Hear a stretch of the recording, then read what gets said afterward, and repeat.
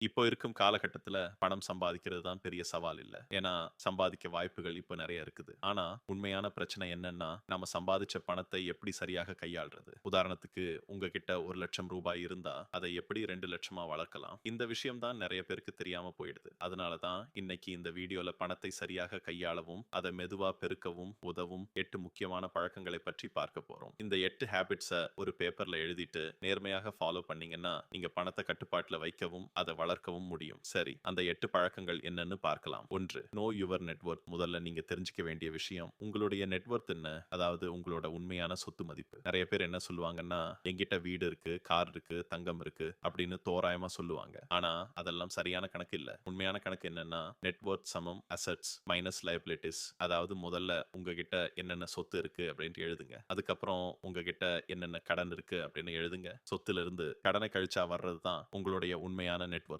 இந்த கணக்கை குறைந்தது 3 மாதத்திற்கு ஒரு முறை கால்குலேட் பண்ணிக்கிட்டே இருக்கணும். 2. Track your expenses. நம்ம சம்பாதிக்கிற பணம் எங்கெல்லாம் போகுது என்று தெரிஞ்சுக்கணும். அதாவது ஒவ்வொரு மாசமும் வீட்டு செலவு, பெட்ரோல், டிராவல், ஷாப்பிங், என்டர்டெயின்மெண்ட் இந்த மாதிரி எந்த கேட்டகரிக்கு எவ்வளவு செலவு பண்ணோம் என்று பதிவு பண்ணணும். ரூபாய்க்கு கூட கணக்கு இருக்கணும். ஏன்னா பணம் எங்க போகுது என்று தெரிஞ்சாதான் நம்ம அதை கட்டுப்படுத்த முடியும். 3. Don't take loan for depreciating assets. அடுத்த முக்கியமான விஷயம், தேயும் சொத்துக்கு கடன் வாங்காதீங்க. உதாரணத்துக்கு கார், போன், லேப்டாப் இது எல்லாமே காலம் போக போக மதிப்பு குறையும். ஆனா தங்கம், நிலம், வீடு இது மாதிரி சொத்துக்கள் மதிப்பு அதிகரிக்கும். அதனால மதிப்பு குறையும் பொருட்களுக்கு லோன் வாங்குறத முடிந்தவரை தவிர்க்கணும். 4வது, லேர்ன் நெகோசியேஷன். பேரம் பேச கற்றுக்கொள்ளுங்கள். நீங்க ஒரு பொருள் வாங்கும் போது அது கிடைக்கும் சிறந்த விலைக்கு வாங்க முயற்சி பண்ணுங்க. சில நேரங்களில் சரியான டைம்ல வாங்கினா அதே பொருள் குறைந்த விலைக்கு கிடைக்கும். நெகோசியேஷன் ஸ்கில் உங்ககிட்ட இருந்தா உங்க பணம் உங்ககிட்டயே தங்கும். 5. Diversify your investments. முதலீடு செய்யும் போது ஒரே இடத்துல மட்டும் பணம் போடாதீங்க. அதை பிரிச்சு போடுங்க. உதாரணத்துக்கு தங்கம், mutual fund, share market, real estate இந்த மாதிரி பல்வேறு இடங்கள்ல முதலீடு பண்ணுங்க. அப்பதான் ரிஸ்க் குறையும். 6. Understand inflation. பணவீக்கம் என்பது